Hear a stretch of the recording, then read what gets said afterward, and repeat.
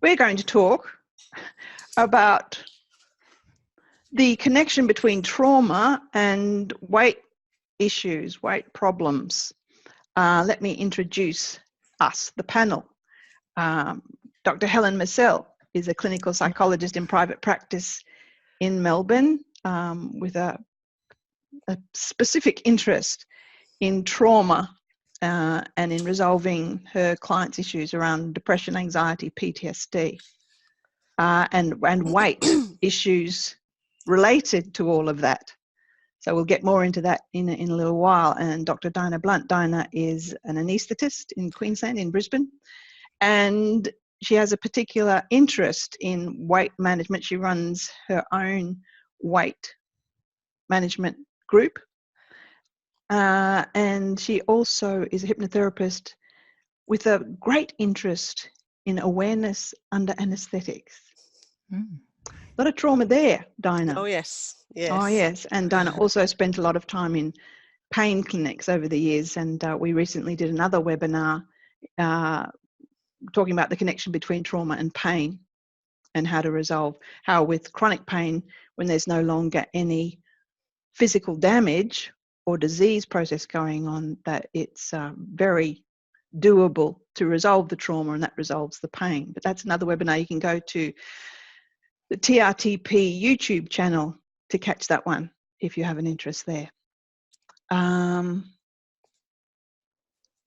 ECT and trauma. Yes, Jan, there's lots of trauma around ECTs as well for a lot of people.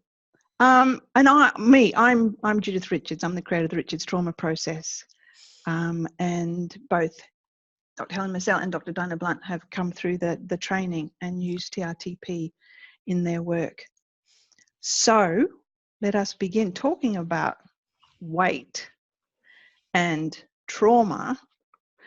Helen, would you like to just talk a little bit about the connection there? I mean, it's not always. In fact, before you go there, before we go to the weight and trauma, Dinah, stay with me. I've just changed course. No problem. Dinah, we were just talking before we came online. We were just talking about the various reasons for weight gain. Dinah, Yes. would you like to go over that? Because not all is trauma related. No, that's right. So I have a small weight loss group that I run, and there's various reasons why people find that they're putting on excess weight. And I've kind of divided it into essentially three main reasons. Putting aside things like genetics and drug effects, which are actually a very, very, very, very small proportion. And when you're talking drug effects, you're talking things like, particularly things like the antidepressants. Antipsychotics. Yep. That's right. The steroids are another big group. And some of the cancer, particularly in combination with high-dose steroids. So I put it really into three groups. Are essentially addicted to sugar and food as a habit, as a substitute for, and there are a whole bunch of reasons we can get into about what causes. You're breaking up, Dinah. Sorry? Could you say that again? You were just breaking up. Oh, I'm sorry. Is my... No, it was just freezing. Oh, okay. Yep. So the first group would be people who are essentially addicted to food, to sugar, principally, and either as a habit, as an addiction from some other, that's crossed over from some other part of their life, which we could go into later, as a means of providing certainty, self-love, bit of connection, bit of soothing. Then there are those who've basically had a change in life where they've had essentially a reduction in the amount of energy that they're expending every day compared to the amount of food that they're eating. And the group that I'm thinking of particularly are people who've gone from a relatively active job, who've now perhaps been promoted into a desk job and haven't kind of realized the dramatic reduction in calorie consumption that entails. Mm-hmm. The other group that come through that are people like professional athletes. So if anyone saw, do you remember what happened to Jeff Hugel? For a whole bunch of reasons, but he became enormous very, very quickly because he was still eating the 14,000 calories or whatever it is the elite swimmers are consuming, but he wasn't swimming at that stage. There's that group, and then there's the group that we're going to talk more about today, which are the group that have got trauma either in the past or significantly ongoing now. That are, and Natasha will probably get a bit more onto that with Helen about the role of PTSD and using food as a means of disguising themselves, using their weight as a way of becoming bigger, surrounding themselves in almost another layer of a shield of armor or something, making themselves bigger, making their appearance much more different in order to protect themselves from previous trauma in the past or ongoing trauma.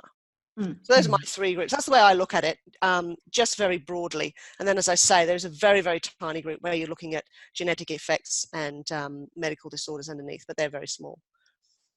Yes, thank you, Dinah. That's great. That's a good synopsis there. And Helen, can we go to you now to talk about people putting on weight in regard to trauma? Yeah, sure. So I guess today we'll probably be focusing on the physical and the emotional side of trauma, because it sort of hits us in two ways, the physiological as well as the emotional. But I guess just starting off with a few statistics, a few facts. You sent me some great stats today. Yeah. So would you like to share some of those with us? Sure. And these stats are American, so I just was thinking then maybe would have been more helpful to get some Australian voice. But anyway, Australia follows America. Yes, that's right. Unfortunately. Yeah. So in terms of the public health burden of obesity, there's 1/3 of US are now considered obese, which is quite frightening, and also the risks that has in terms of obesity-related conditions like type 2 diabetes, heart disease, and other things. So one of the studies in terms of trauma and obesity, one of the studies from the study of adversity in cardiovascular disease in Uni of California found that women that had one traumatic event were 11% more likely to become obese compared to individuals that had no traumatic event. That's a big number, isn't it? Yes. And with one traumatic event. Yeah.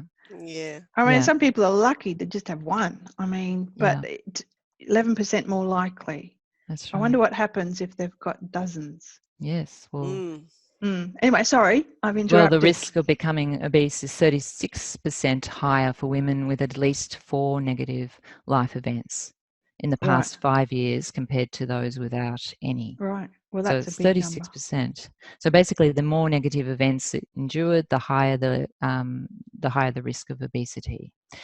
So in another study, the Columbian Uni of Malm School of Public Health in New York City, women originally of normal weight who developed PTSD were 36% higher risk of becoming overweight or obese compared to women who, despite having a traumatic event, did not develop post-traumatic stress disorder. Well, that's interesting. Really so 36% higher risk of becoming obese if you have PTSD. If you have PTSD. And 1 in 9 women will have PTSD at some point in their life, which is twice as many as for men. So it's really is very topical for women. And that's interesting because when most people think PTSD, they think soldiers. Yes. That's right. And whereas the military, sure, they have horrendous levels of PTSD. I was talking to someone the other day who knew the guy in charge of the Defence Force when we went into Iraq, when Australians were sent into Iraq and Afghanistan, and they were sent in thinking it would be a very short war. And some of the soldiers have had over 12 tours, and have actually spent, a lot of the soldiers have spent more than twice the amount of time at war than our soldiers in the Second World War. Yes, that's absolutely true. Yeah. And so that's horrendous. But it's also interesting to think, well, okay, that's a given. and we think of PTSD, we think of those blokes, particularly in defence. But the biggest group of people who are affected by PTSD are a different demographic. I mean, certainly there's a big proportion of military who get PTSD. But what we're talking, childhood sexual abuse, childhood neglect, childhood violence are huge statistic, and survivors of or people in domestic abuse situations who may be men. Just saying, there are a lot of men out there who are in domestic violence situations who are in a very difficult position. But anyway, we won't go into that on this occasion. On another occasion we may. Okay, so you got up to there, Helen, which was really interesting, that women of normal weight who develop PTSD were 36% at higher risk of becoming obese. Than women who didn't develop PTSD, so they may have still had traumatic events in their life. But and that could be for a lot of reasons. Yeah, it's not just the PTSD itself. It could also be part of the treatment. We mentioned medications briefly before. Yeah. Yes. And that you know, when you get those statistics, it's very difficult to. You can show that there's an association. You can't always show that there's not a causal. That's right, and that's No, an important. because our impression is that when you start talking to people in therapy and you start getting into things, and certainly when you see the results of dealing with trauma from using something like TRTP, that the weight loss starts to unfold itself. And so it's an interesting thing. Yeah. That the weight gain is often a symptom of the trauma. Right. It's not the issue. Right. It's just a symptom. No. Yes. As is the anxiety. It can be a protective mechanism. It's part of that subconscious need to protect yourself by whatever means. And there are many, many ways of protecting yourself. You may become violent. You may do drugs. You may do other things. But one of the things that I've seen is particularly in people who were very, very young when they had some sort of abuse or neglect, was then to kind of change themselves physically. And this is done on a subconscious level. They don't necessarily know they're doing it. No. And it to can make themselves bigger. Yeah, and particularly with sexual abuse. A lot of people who've gone through sexual abuse put on a body that's not attractive. Because they may have been accused of being the cause of the sexual abuse. If you hadn't dressed like that, if you hadn't been attractive, it's your own fault. You were asking for it. And so, which is a horrendous thing to say to a young woman. But I've seen so many clients who've gone through that and have been accused of being attractive on purpose, a Jezebel, as they used to be called, and have gone on to become hugely obese and very unattractive. And that's their protection. Interestingly, on that side of things, I've spoken to some women. I've known several women who had extreme sexual abuse from their father growing up as a small child and as an adolescent. And those for every so often would think about doing TRTP and resolving all that pain and all that trauma.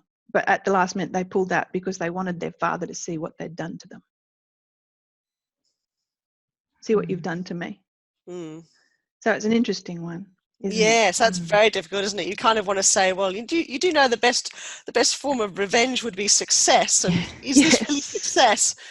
Yes. Maybe it is. So that's an interesting little that is an interesting, difficult twist. Yes. Yeah. The double twist on the end. So what do you do with that? I guess you just have to wait till someone's ready, if they are ever ready. But it's just an interesting little. Yeah, well, it's playing back. It's almost using the same kind of disturbed logic that perhaps was used on them as children, which is, now look what you've made me do. There's a book just been released that has that title. Yeah. Now and so she's then using that back again. She's saying, now look what you've made me turn. That is a really good point, Dinah. Thank you for that. I've just got goosebumps. That is really good. And then now the daughter is saying, now look what you've made, see what you've made me do. And if you point out to them and you then say, well, you are now doing the same thing. Yeah, that and would they'd be horrified. They would They'd be horrified. I'm going to do that. I'm going to do that. Thank you. Flash of inspiration. That That's what I love great. about this. I love it when we get together and talk. The ideas just start pinging around, don't they? Yeah. Yeah. And Helen, you've got some other really interesting stats here. I mean, we all love a good stat. Well, I thought maybe we could talk about, so there are two physical aspects towards the weight gain that's related to stress and trauma, but there's also the physiological. So perhaps we could start with talking about that. The physiological. What happens? Tell us. So if we start with the natural stress response, which is, say we're walking along and there's a big dog, and so what's happening in our, we're hardwired, to react to stress, and it protects us against predators from time gone by. Tyrannosaurus rexes. That's right, and it's really, really important. But now we have, I guess, developed our own threats, and we still have the same response. And that's where the trouble lies, to the point where even when we react to stress, where I believe that antibodies are produced in our skin to help us to fight infection when we're sort of, clawed by or bitten by the tiger. I didn't know that. Yeah, all sorts of things. So it's very everything is ramped up. Yeah, and very, very much designed. Learning things here. Very much designed to help you to, save your life from that furry predator. But now there are different threats. So I guess, maybe starting off with what is a natural stress response. Go for it. Yeah. Helen. So first of all, the hypothalamus sets off the alarm system, which then sort of triggers the adrenal glands to secrete the stress hormones, adrenaline and cortisol being the main ones. And so adrenaline, is really there to increase heart rate, to blood pressure, and to boost our energy supplies. And then the cortisol, the primary stress hormone, that one sort of increases the fat and carbohydrate metabolism for fast energy. It builds, releases insulin, increases the sugars, which promote sugar to the brain. So that all sounds great. And, if everything's normal and goes well, that happens, the threat's gone, and everything sort of returns to normal. In a regulated system. That's right. So and you don't have to go and meditate for 5 days. The system self-regulates. The event, the danger has passed, and that heightened response that goes down, and we just come back to normal in a regulated system. Yeah, and if ever I am confronted by a furry tiger, I want that to happen, including the antibodies in my system. But I guess what happens, and what we're specifically talking about today, is extended periods of stress that come from traumatic events or extended periods of stress generally. Okay, let's just talk about that for a second. Yeah. So there can be a big event. Black Saturday bushfires. We've gone up to fight, flight, freeze, all the adrenaline, cortisol, everything racing around our body. The fire's over. The forest is starting to grow back. It's starting to become green. But we haven't come down. Our system has lost the switch, and we haven't self-regulated. We're still up here. So it becomes a very, very, very extended period of extreme stress. So that's what Helen's talking about. Yeah. Yep. So, so that basically puts us at increased risk of a number of things, including weight gain. And sort of the story behind that is, I guess, so first of all, cortisol absolutely can increase our appetite and our cravings for sweet and high-fat foods. It also can create a situation in the body where we're actually producing less testosterone. So with less testosterone comes less muscle mass, which then sort of means that we burn fewer calories. Yeah, because the more muscle we have, it's like the furnace. Yes. Big furnace, use up lots of muscle, lots of calories. Small furnace, less. Yeah. And so also it sort of messes with our immune system, suppresses our digestive system, our reproductive system and our growth processes. So that when you're in sympathetic nervous system mode, it's all about fight, flight, freeze, and the parasympathetic nervous system is the rest, repair, digest, and reproduce. And so when that's there's turned off. So when there's tigers out there, you don't want to be reproducing because it's not safe. You don't want to be digesting your food. You don't need to be digesting breakfast Yep. because at this moment you have to fight, flee. You have to get out of there and do something extreme to get out of there. And you certainly don't need to be making babies at that point. Yeah. Yeah.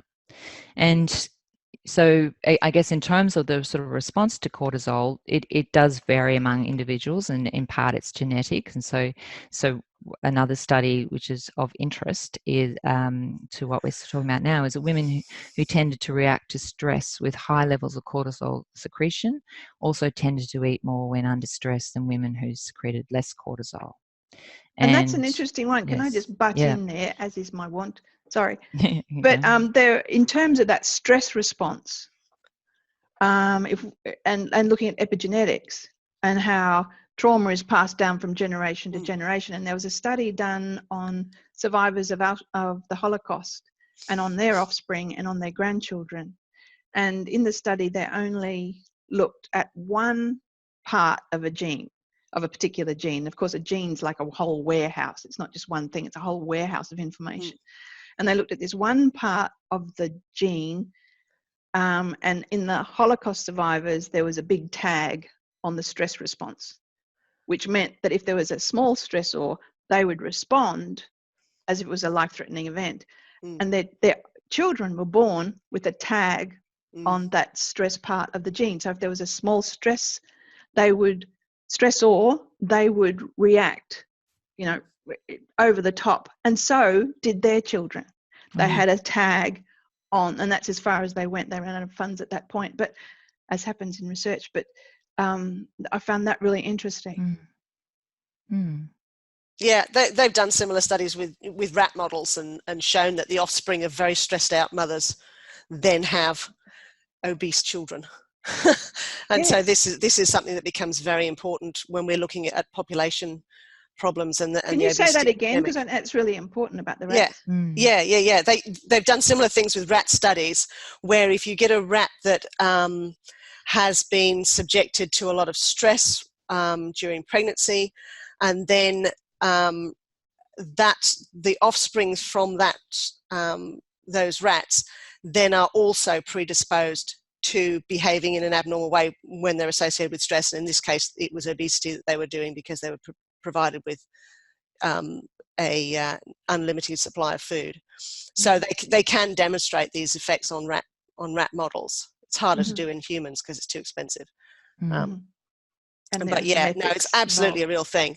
I was just going to say one of the things about the weight gain, going back to the physiology side of things, if you just want a quick recap of this, as we've said, you get this massive outpouring of adrenaline and cortisol in the stress response. And one of the things that happens, as Helen said, was that you release glucose. You make sure that there's a ready supply of glucose, particularly to supply your brain so you can think clearly, and to supply your muscles so you can get the hell out of there fast. What that does is that's then accompanied by a huge surge in insulin to make sure that the sugar can get into the cells. Insulin is what allows sugar to go into cells so that it can be used. If you've got a very prolonged period where you've got high stress and therefore a large amount of sugar being released and therefore a very large amount of insulin being released, you will over time gradually develop insulin resistance. When that happens, the tissues of every cell of the body downregulate their insulin receptors so that the next time you need sugar put into your cells, which is whenever you need it for normal metabolism, you will need a much higher amount of insulin. So you're resistant to your normal doses of insulin, so that your insulin requirement goes up, and this is called insulin resistance. The thing that happens with that when you get these huge doses of insulin required for normal metabolism is that you're then pushing preferentially into the sugar metabolism from the liver for anything excess is being pushed further into fat storage in the longer term. So there's a physiological reason, and the reason we think these days is that the fundamental problem is insulin resistance. So prolonged stress will promote the development of insulin resistance. Insulin resistance will lead to fat accumulation, even if you don't change anything else in your diet. Which is a lovely segue into the next finding, actually. So Thank women you, who Helen. This is stored their going well. excess fat in abdominal areas had a higher cortisol levels and reported more lifestyle stress than women who stored fat primarily in their hips. So to what you were saying. Yes, yeah, that's related to whether you've got a hormonal distribution that promotes what we would call a gynecoid fat distribution, which is a lovely pear, versus an android, which is the apple, which is more testosterone related, which is more like men, which is where you get a lot of fat accumulation around the internal organs. Oh, right, yeah. And that's the group that are particularly high risk of heart disease. And so just recapping, but it's all bad. Just recapping, the apple, like the gut, right? The beer gut, shall we just say? It looks like a beer gut. It's a big belly. Yeah. What is that mainly caused by? That's mainly caused, that's what we would call an android type fat distribution. It's particularly male. It's probably promoted a bit by the balance between your testosterone and your estrogen production. And it's more associated with tremendous accumulation of fat around the abdominal organs and a higher risk of cardiovascular disease. Right. Okay. All right. And so can I add an interesting please do point that I have heard of? So I'm interested if you agree with this. So Dr. Libby Weaver, she has written a lot of books, one of them being Rushing Women's Syndrome, which is very interesting. Rushing Women's Syndrome. So she's very big into women's health and hormone, the role of hormones. And so she had, I believe she said that cortisol was originally developed in caveman time, in famine, to protect us when there was not enough food. And one of the ways in which they did that was to store fat around the belly, but also storing fat around the vital organs to protect us in times of threat, the real sort of famine and the furry animals running around. Yeah, that's right. Yeah, that's right. Yeah, high doses of insulin. High doses of insulin. Yeah, that's right. Cortisol and insulin. Insulin itself will do it as well. So insulin actually switches off fat metabolism in promotion for, and this is what happens in hibernating animals and things. Absolutely. Right. Okay. If you're running very high insulin levels, you will not break down fat. Yeah. Right. Okay. That's interesting. Thank you. You've got to get your insulin resistance back. And the way to do that is to change your diet, actually, and also, is to reduce your carbs, particularly the first thing, surely, is to sort your brain out first. The first thing is to reduce the stress levels, because unless you turn off that trigger to release that stuff, you're pushing the proverbial uphill. Absolutely. So that's what TRTP does. It returns. We said that you have a distressing event and you release all the adrenaline, the cortisol and the insulin, and in a normal person the event passes and there's self-regulation. We don't have to think about it, we don't have to make it happen. The body just does its thing and brings everything back to normal levels. But what happens when you get stuck up here and you're continuing to produce all the adrenaline, cortisol and insulin, it doesn't matter what sort of foods you're eating, it's not going to make a big difference if you're continually triggering all of that. So what we do with TRTP is we bring that back to normal so that switch comes back on. So we don't have to think about it. We just come back to normal. So you don't have to think about, okay, I'm triggering. Okay, what did my psychologist teach me to do? Oh, that's right. It's the square breathing. Breathe in for 4. Hold it for 4. Breathe out. Oh, fuck. It's just, what? So you don't have to think about it. You don't have to make yourself do the exercises. It just. That's right. Yeah. Does it? What And you're I've had doing clients- essentially is allowing your body to come back to normal, to do what it's able to do. It is perfectly capable of looking after you. It is. It's Its just that, homeostasis is phenomenally accurate. yes. If you just get out of the way and let your body do it. But Yeah. it's getting to that point where we bring the old trauma down, if that's right. what the problem was, so the emotional component's not there and you're not triggering. Yeah. And it's interesting that there's structural change in the brain with PTSD after a number of years. The amygdala gets bigger and bigger, just like a muscle you use all the time. It gets bigger and bigger. And in relation to the hippocampus, and there's actually physical change. So that amygdala gets faster and quicker at firing fight, flight, freeze, and calling out the emergency squads and the adrenaline and the cortisol and the insulin. It gets better and better at it, which is why people get worse as they get older. Yes. Because it's getting better and better at doing it. Yes. Yes. Yeah. And as a psychologist, why I'm sort of so happy that I have TRTP training to do what you've just indicated is because often if you look at the management strategies for stress, they sound great on paper, but it's very hard for people that have experienced trauma and extended periods of stress to be able to engage in things like eating a healthy, wholesome diet and getting regular exercise and plenty of sleep. Or practicing relaxation techniques and such as yoga and meditation and deep breathing. It's like that's a bit tricky. And even reading a book or listening to music, they're wired for danger. They're not able to do that, and it's just counterintuitive in that state for them to be able to do that. So once we take the charge out of the physically. Yeah, no, that's right. Physically, they can't because it's where's the danger coming from? They're scanning all the time, and they're not just scanning in case it happens. Okay, so just a quick thing of our model of what happens is you have a distressing event, and you release all these chemicals that we've been talking about: the adrenaline, the cortisol, the insulin, and the brain gets overwhelmed, and the hypothalamus. The hippocampus that is responsible for making long-term memory shuts down. And so the event's over, but the hippocampus is going, no, not doing it. So it doesn't put it in the warehouse of memory and shut the door and go, well, that's over. Instead, it gets stored like a videotape loop in the unconscious, and the unconscious runs every chemical reaction, every electrical response in the body. So what's happening for those people who are stuck in that trauma switch with fight, flight, freeze turned on all the time and all these chemicals continually going through their body, what happens is they're not just looking for, is there going to be danger again? Their body is responding as if it's happening now. Yes.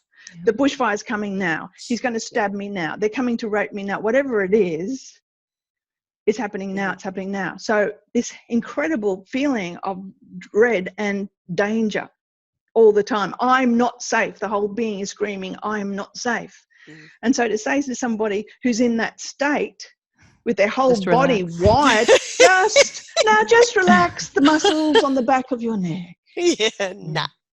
And just and get a good night's sleep. Get a good night's sleep. That's what you need. And you're there. And everything's just absolutely, it's like for extreme PTSD, because it's a spectrum, goes from mild up to extreme, and even below that, because it's an anxiety disorder, you've got extreme anxiety peaking with panic attacks, and you've got garden variety anxiety that goes all the way. It's all a spectrum, but it's the same thing. It's just the more extreme it is, the less that you can sit, the more wired your whole body is. And so, of course, you're more prone to putting on weight and to just eating whatever, absolutely. And because we lose connection with, I'm hungry. And then we'll come to, when we've got such low sugar, that we got to just grab something. And of course, we've got low sugar, we go for sugar. Yeah. And then add to the fact that we may have experienced neglect or abuse, and we're not really big on self-love and all these and self-respect and deserving of things. And so to actually implement those management strategies is quite tricky because it involves also a bit of self-care and self-love as well. So on all yeah, angles. It's yeah, you know, really hard to implement. And then, what's wrong with me? I can't do this. You know, these are things that are meant to help me. Gosh, I'm and I even can't do it, so I'm a failure. worse And than I. and Yeah. also there's an element of self-harm. Yes, Mm. yes. Well, there's the self-protection and the self-harm. There's the two at the same time sometimes. Yeah, I've said to some people, I've said to a number of people, do you think this may be a form of self-harm? And they go, oh, I think it is.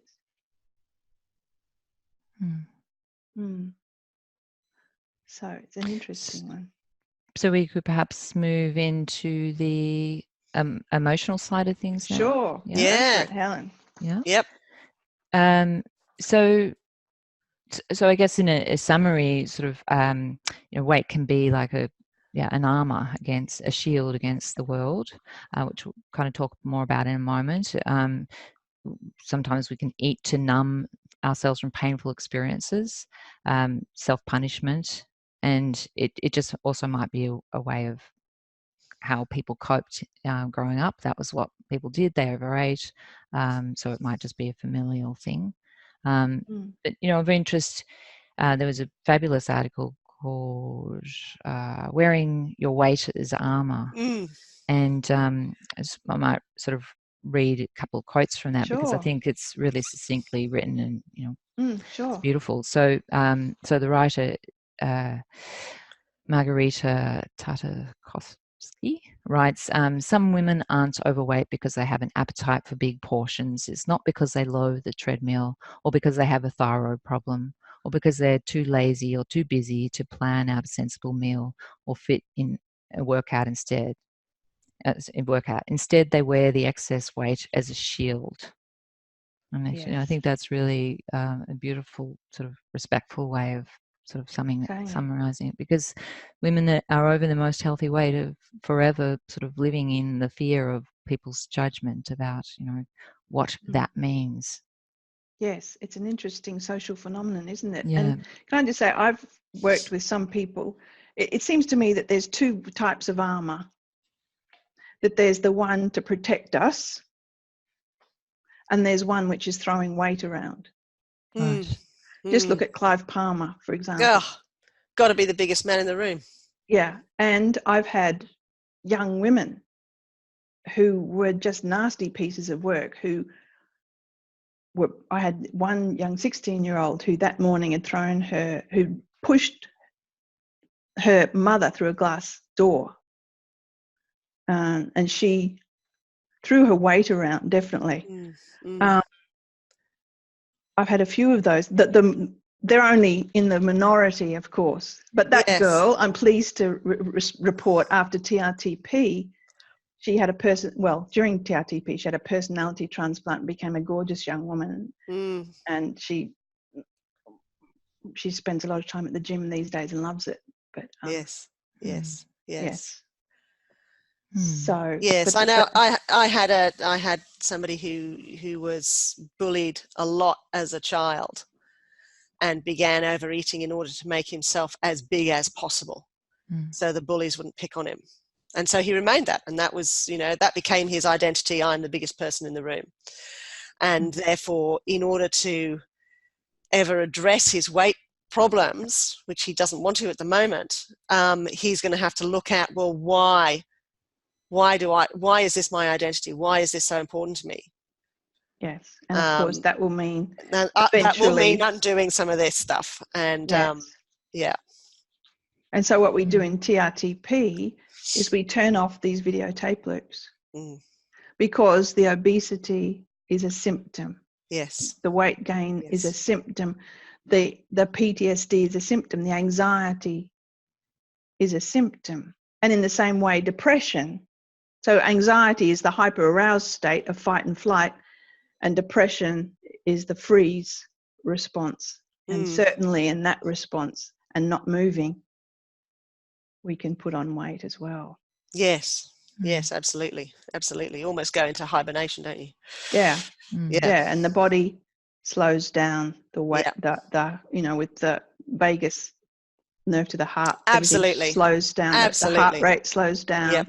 Metabolism slows slows down. right down. Everything slows down. Mm.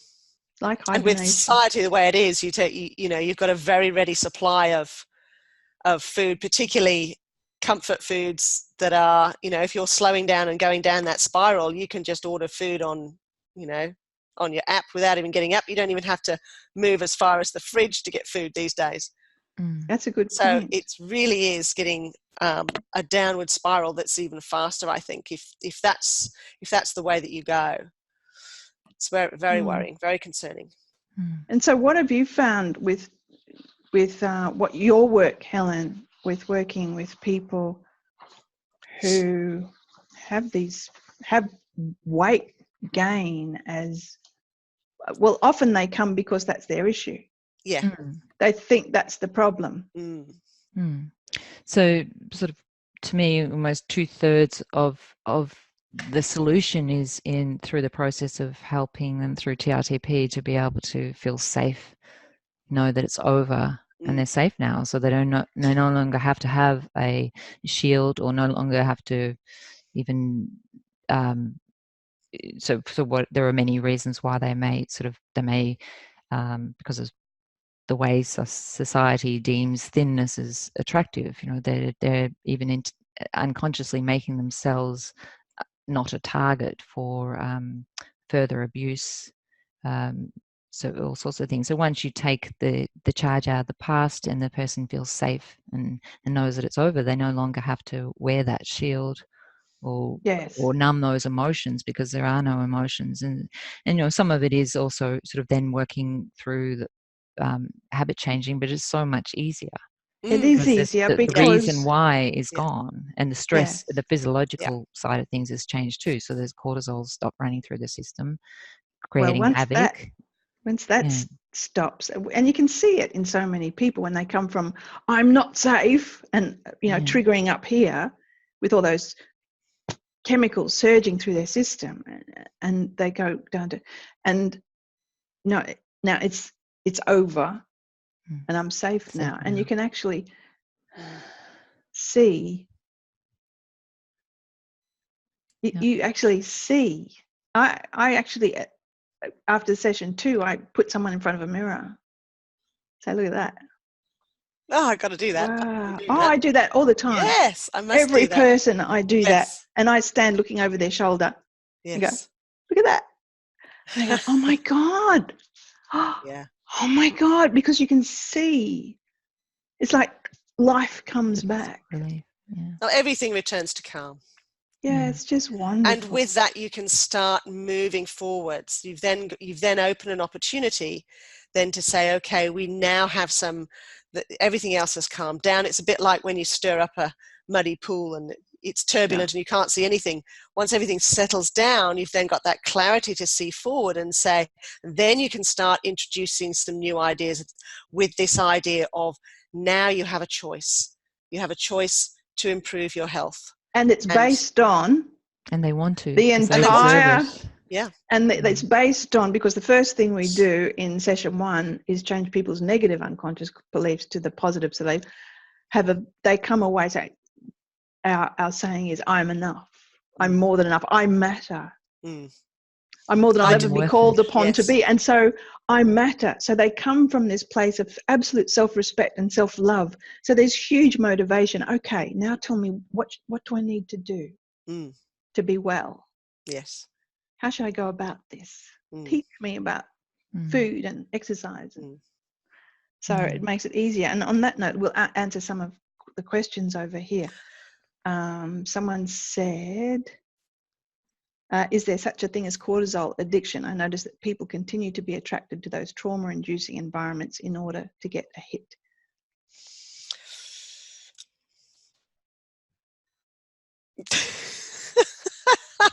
Are you talking, J.E.? I mean, there's adrenaline junkies, and then there there's are people. Jennifer there are Winfield. adrenaline junkies, but there's also people who are emotionally, they haven't progressed to. I guess if they're in that position where they feel that they are not worthy of anything better, they will tend to be always finding themselves in the same situations where they're going to get re-abused. It's something Yeah. that's familiar to them. Yeah, well, there's certainly that. There's certainly, Yeah. sorry, Helen? Oh, I was just going to say, and the sort of receptors become used to certain emotions, like one would a drug. So if I'm getting a heroin hit, my receptors grow to expand to uptake the heroin, and if all of a sudden there's no heroin, it's like my brain goes, whoa, what's happening here? And the same when people get used to certain emotions, their brain Like is drama, used for to example. drama, is used to receiving that emotion, and all of a sudden it's like there's no drama. It's like, this doesn't feel good, what's wrong? Yeah.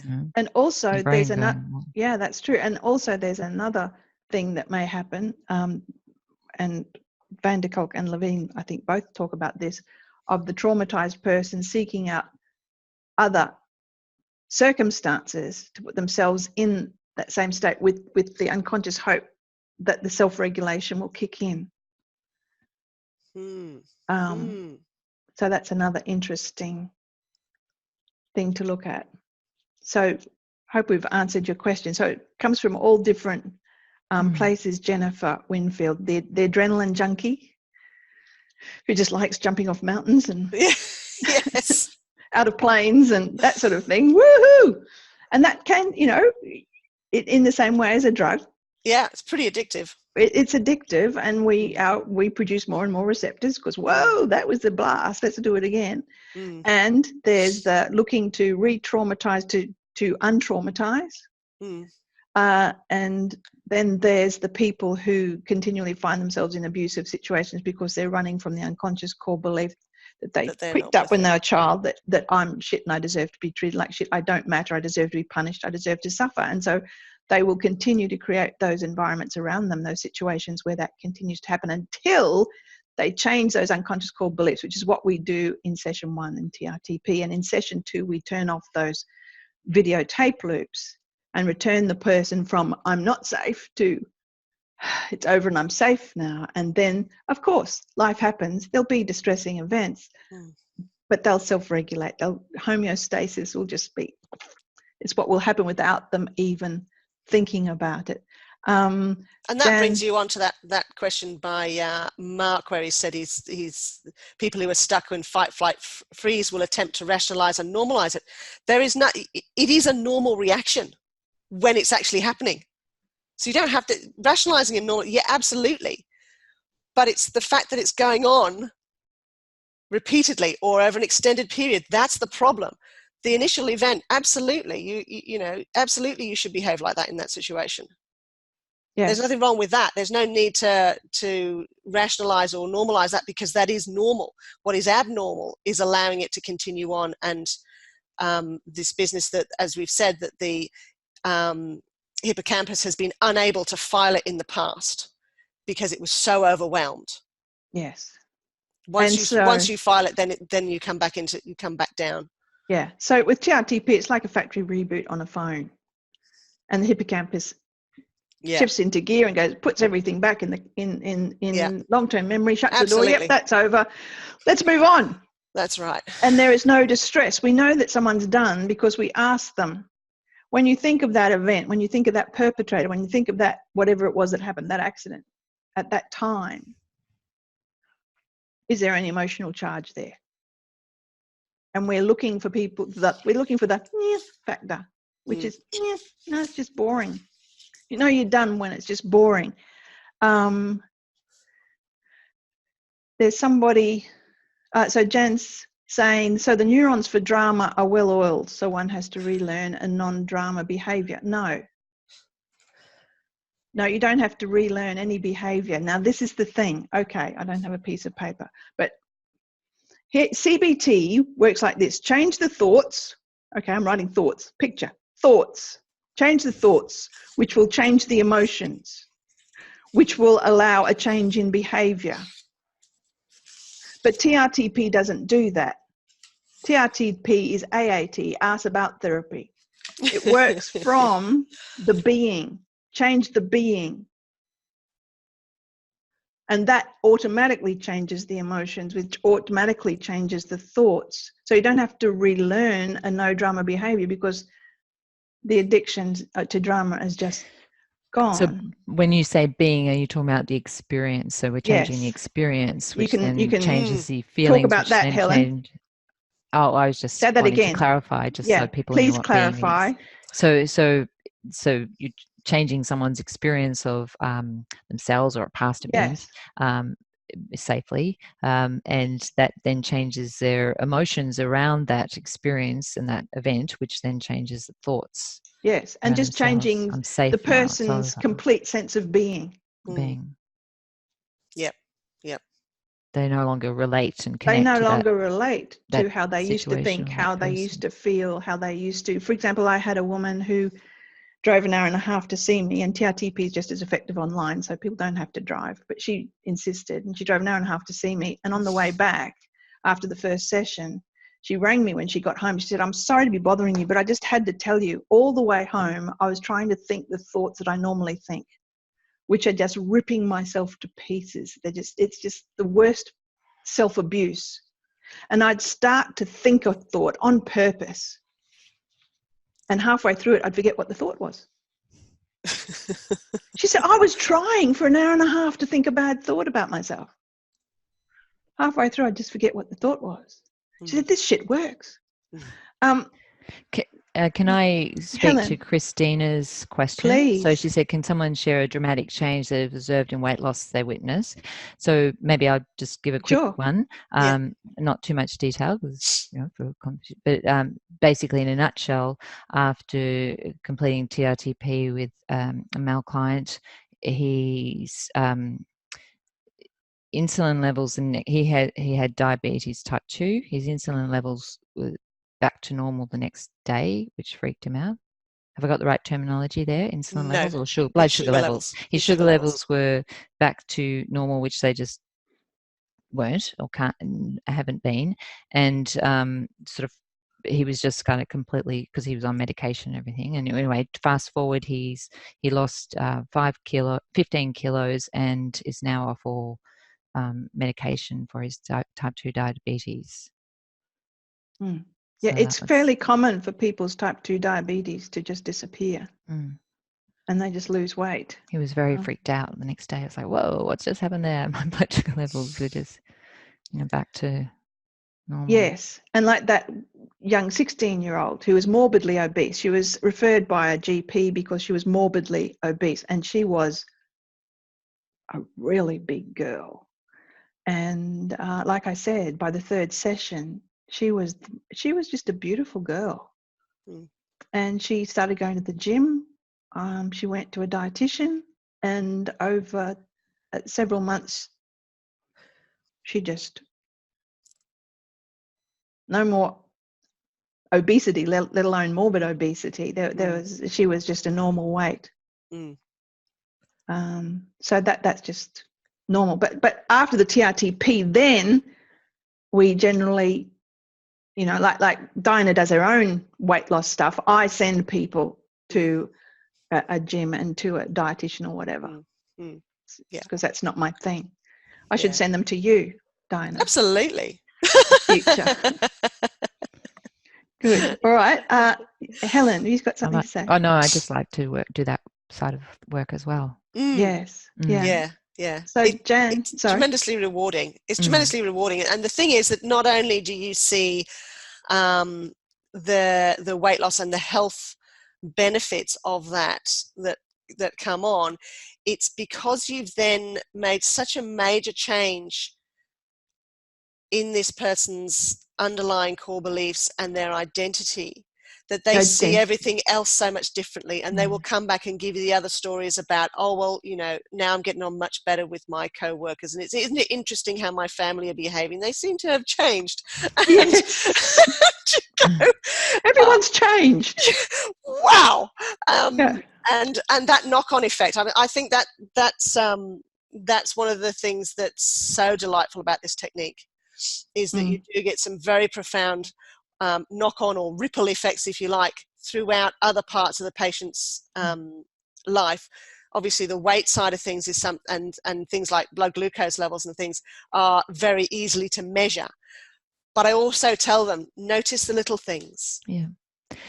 One of my clients who sort of, I guess, what came with her being over her most healthy weight was that a lack of self-care, etc., which is often can be a common thing. She had to go to a lot of specialists because she over the years developed a lot of ailments, and she couldn't see herself doing the exercises or whatever she needed to do. I was just actually today speaking to her husband who's doing TRTP, which is that's also great when you kind of It spreads through the family. Yeah, and Yes. he was just commenting on how she's doing her stretching exercise. She's going to this to the gym. She's doing this and doing that, and so everything that she sort of had been suggested to do, she just didn't do in the past, and now she's just kicking goals everywhere. And Motivated, it's just so exciting. Motivated, yes, yeah, and self-worth. I deserve it. I'm worth it. I deserve it. I'm worth Absolutely. it, and life's worth living now. Yes, I don't have to hide away or protect myself. Yeah, No. I choose life. Yeah. No more shutdown survival. No more just existing. I choose life because I matter and I deserve a wonderful life. And that's where we get the client too.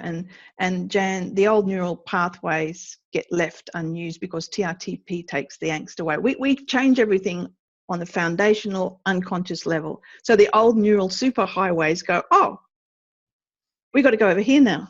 And this is why change continues after TRTP. Yes. I've been following some of my clients for 7 years, and they just get better and better and better. So many of them stay in touch, and they just get better.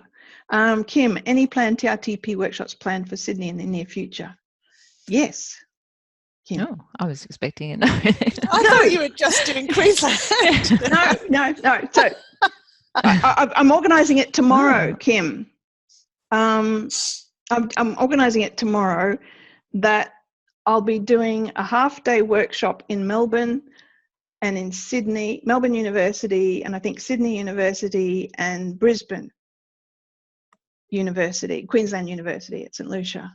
I might do some other places, but I'm going to do that just because I love getting out and talking to people. Yeah. Is that the training or the workshop? It's the workshop, half-day workshop. That's not the full training. Oh. So it's the first steps of TRTP. You'll be able to take what you learn and use it immediately with your own clients, and you will definitely get a better result because we'll teach you how to change those unconscious core beliefs. So no matter what modality you're using, there'll be no self-sabotage. Because if the conscious mind goes, I want to be well, and the unconscious is going, no, it's not safe to be out in the world, you're not getting well, it's not safe to be getting well, good luck with that. And so there's unconscious self-sabotage. So it doesn't matter what you're doing, you'll get a better result if you implement these. So it'll be an outline of TRTP and the first steps. Training dates for Melbourne, I don't know. I'm finding out tomorrow. I'm sitting with my team tomorrow and we're setting the dates in motion and ringing the universities and booking rooms. Is Adelaide on the list? I don't know, Joe. Do you think it should be? Do you think we could get enough people in Adelaide, Joe? Do you think you could bring some people along? If you can, I'll be there. Okay. Are we going to be able to listen to this webinar? Has anyone just been able to join? Yes, everyone will be getting a link. And Joe, okay. Joe, I'm going to call you about Adelaide. All right? We'll talk. I'll give you a call tomorrow. In terms of the other training, I know it's 2 minutes past the hour. In terms of the full training, if you would like to work with your clients to be able, it's very different. It has nothing in common with the MDR. If you would like to be able to take your client, your patient by the hand and say, I know exactly what to do. Just follow my instructions. And if you throw yourself into this, if you fully engage, you can expect an extraordinary outcome because that's what we do. We say we can return you to normal, but why would we do that when this is your opportunity to create extraordinary? If you fully engage, and I'll teach you how to do that, you can expect extraordinary. And the reality is, people, that there is so much pain out there, whether it causes weight gain, diabetes 2, anxiety or depression or PTSD, suicidality, there's so much pain. There's a tsunami of pain. And CBT, I'm sorry, it doesn't do it because it's cognitive, and trauma is not stored in the cognitive mind, it's stored in the unconscious. And so all those things, suicidality, depression, anxiety, etc., and the unconscious runs the body. So they're just symptoms. As weight gain is a symptom of pain, those videotape loops that are still going in the unconscious. You turn those off. We take all the emotional charge out of the past when we turn them off, and people just go, nah, it's just boring. Whereas before they would have been very distressed. If you want to make a real difference in just a few sessions, 3 to 4 sessions, if you want to do that, contact us. Go to the richardstraumaprocess.com, check out the training page, and click on every page. There's a make an appointment for a Q&A session, a 20-minute appointment. And have a conversation. See if we're a match for you. See if you're a match for us, because it's not for everybody. We don't accept everyone who applies. But let's have a conversation, because we are morally bound to do something more than what we are doing. Because the mental health system, I'm sorry, it's fucked. There are people turning up every day at A&E and being turned away, saying, I'm suicidal, give me a bed, help me. And they're being turned away, like my cousin last year, and he jumped off a bridge, killed himself. It's happening every day, people. We're not coping. And the government is hemorrhaging. So if you want to do something about it, come and join us. Our end point is to change how mental health is done. We're getting the research together. We've got our own research team who are academics at various universities. Our end point is to change how mental health is done. This is not just some little process or modality. This is a freaking revolution. Come and join us.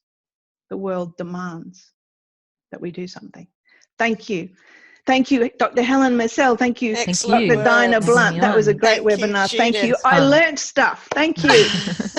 Me too. That was great. And thank you to everyone who attended. Yes, thank you. If you're interested, people who are still here, if you're interested in looking at the training, just type in interested and we'll be in touch. Okay, thank you. And Dinah, have a lovely evening. Yes, and I will. Helen, I will. and Thank you. And you. I'll let you go. And if anybody's interested, just type in interested and I'll be in touch. We'll send you information. Let's have a conversation. The world needs us to step up and do more. Anything in WA. Robin, talk to me. If there's going to be a group in WA, I will come for that half-day workshop. Okay. Thank you. Type in quickly now because we're about to go. Thanks. You go, Thanks, Dinah. everyone. See you, Helen. Bye. Thanks, Judith. See you. Bye-bye.